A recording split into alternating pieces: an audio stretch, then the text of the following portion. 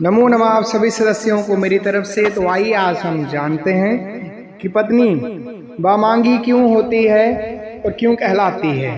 शास्त्रों में पत्नी को वामांगी कहा गया है, जिसका अर्थ होता है कि बाएं अंग में अधिकारी। इसलिए पुरुष के शरीर का बायां हिस्सा स्त्री का माना जाता है।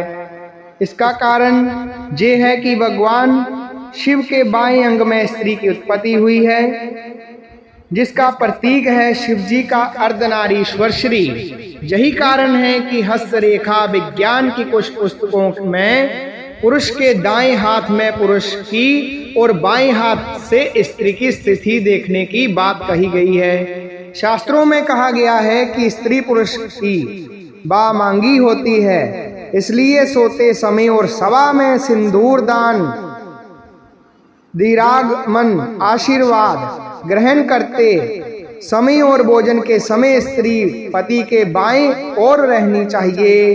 इससे शुभ फल की प्राप्ति होती है। वामांगी होने के बावजूद भी कुछ कामों में स्त्री को दाईं ओर रहने के बाद शास्त्र कहता है। शास्त्रों में बताया गया है कि कन्यादान, विवाह, जगकर्म, जातकर्म, नामकरण और अन्नप्राशन के समय पत्नी को पति के दाईं ओर बैठना चाहिए। पत्नी के पति के दाएं या बाएं बैठने संबंधी इस मान्यता के पीछे तर्क ये है कि जो कर्म संसारिक होते हैं उसमें पत्नी पति के बाईं ओर बैठती है, क्योंकि ये कर्म स्त्री प्रधान कर्म माने जाते हैं। जग, कन्यादान, विवाह ये सभी काम परलौकिक माने जाते हैं और इन्हें पुरुष प्रधान माना गया है। इसलिए इन कर्मों में पत्नी को दाईं ओर बैठने के नियम बताए गए हैं। क्या आप जानते हैं कि सनातन धर्म में पत्नी को पति की वामांगी कहा गया है? जानिए कि पति के शरीर का बायां हिस्सा, इसके अलावा पत्नी को पति की अर्धांगिनी भी कहा जाता है, जिसका अर्थ है पत्नी पति के शरीर का आधा अंग होती है और दोनों शब्दों का सार एक ही है, जिसके अनुसार पत्नी के बिना पति अधूरा होता है। पत्नी ही पति के जीवन को पूरा करती है, उसे खुशहाली प्रदान करती है, उसके परिवार का ख्याल रखती है और उसे वह सभी सुख प्रदान करती है जिसके वह योग्य है। पति पत्नी का रिश्ता दुनिया भर में बेहद महत्वपूर्ण बताया गया है। चाहे सोसाइटी कैसी भी हो, लोग कितने भी मॉडर्न क्यों ना हो जाएं, लेकिन पति पत्नी के रिश्ते का रूप वही रहता है, प्यार और आपसी समझ से बना हुआ। हिंदू धर्म के प्रसिद्ध ग्रंथ महाभारत में भी पति पत्नी के महत्वपूर्ण रिश्ते के बारे में भी काफी कुछ कहा गया है। भीष्म पितामह ने कहा था कि पत्नी को सदैव प्रसन्न रखना चाहिए, क्योंकि उसी के वंश की वृद्धि होती है।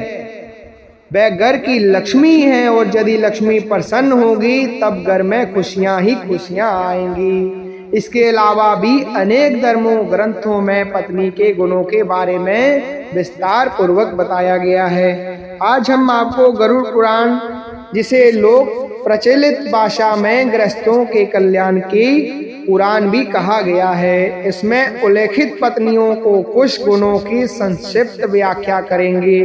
गरुड़ पुराण में पत्नी के जिन गुणों के बारे में बताया गया है, उनके अनुसार जिस व्यक्ति की पत्नी में जे गुण हो उसे स्वयं को भाग्यशाली समझना चाहिए। कहते हैं कि पत्नी के सुख के मामले में देवराज इंद्र अति भाग्यशाली थे, इसलिए गरुड़ पुराण के तथ्य यही कहते हैं। सा भार्या सा गृहदशा सा भार्या च प्रिया बिंदहा सा भार्या च पति प्राणः सा भार्या चा पतिव्रता। गरुड़ पुराण में पत्नी के गुणों को समझने वाला एक श्लोक मिलता है। जानी जो पत्नी गृह कार्य दक्ष है, जो प्रिया वादनी है, जिसके पति ही प्राण है और जो पति प्रायण है, वास्तव में वही पत्नी है। गृह कार्य में दक्ष के तात्पर्य है वह पत्नी जो घर के काम काज संभालने वाली हो, घर में सदस्यों का आदर सम्मान करने वाली हो, बड़ों से लेकर छोटों का भी ख्याल रखने वाली हो। जो पत्नी घर में सभी कार्य जैसे भोजन बनाना, साफ सफाई रखना, घर को सजाना, कपड़े बर्तन आदि साफ रखना जे कार्य करती हो,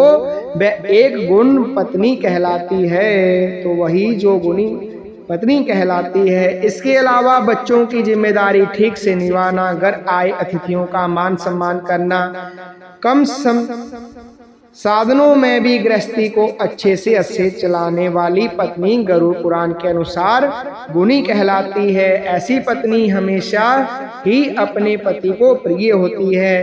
प्रियावादनी जो तात्पर्य है मीठे बोलने वाली पत्नी, मीठे शब्द जो बोलती है। आज के जमाने में जहाँ स्वतंत्रता स्वभाव और तेज तरार बोलने वाली पत्नियां भी हैं, जो नहीं जानती कि किस समय किस से कैसे बात करनी चाहिए, इसलिए गरुड़ पुराण में दिए गए निर्देशों के अनुसार अपने पति को सदैव संयमित भाषा में बात करने वाली, धीरे धीरे प्रेम पूर्वक बोलने वाली पत्नी ही गुणी पत्नी होती है।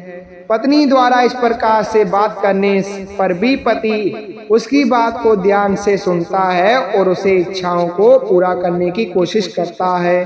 परंतु केवल पति ही नहीं, घर के अन्य सभी सदस्यों या फिर परिवार से जुड़े सभी लोगों से भी स्वयं से बात करने वाली स्त्री एक गुणी पत्नी कहलाती है। ऐसी स्त्री जिस घर में हो वहां कलह और दुर्भाग्य कभी नहीं आता। पति प्रायण जानी पति की हर बात मानने वाली पत्नी भी गरुड़ पुराण के अनुसार एक गुणी पत्नी होती है।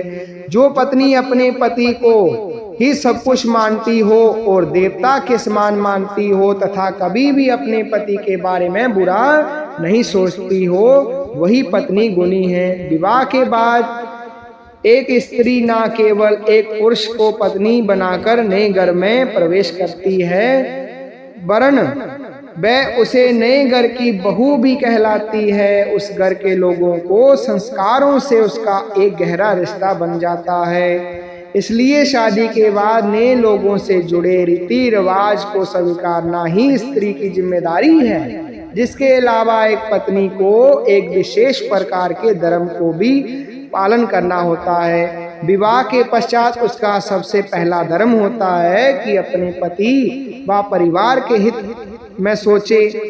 वह ऐसा कोई काम ना करे जिसे पति या उसका परिवार को आहित हो। गरुड़ पुराण के अनुसार जो पत्नी प्रतिदिन स्नान कर पति के लिए सजती संवरती है, कम बोलती है तथा सभी मंगल चिन्हों से युक्त है, जो निरंतर अपने धर्म का पालन करती है तथा अपने पति का की हित सोचती है, उसे ही सच्चे अर्थों में पत्नी मानना चाहिए। जिसकी पत्नी में जे सभी गुण हो उसे स्वयं को देवराय इंद्र ही समझना चाहिए। जय श्री राम, जय महादेव। मैं आचार्य रोहित शर्मा, आप सभी खुश रहें, स्वस्थ रहें, व्यस्त रहें, मस्त रहें, ऐसी हम मनोकामना करते हैं।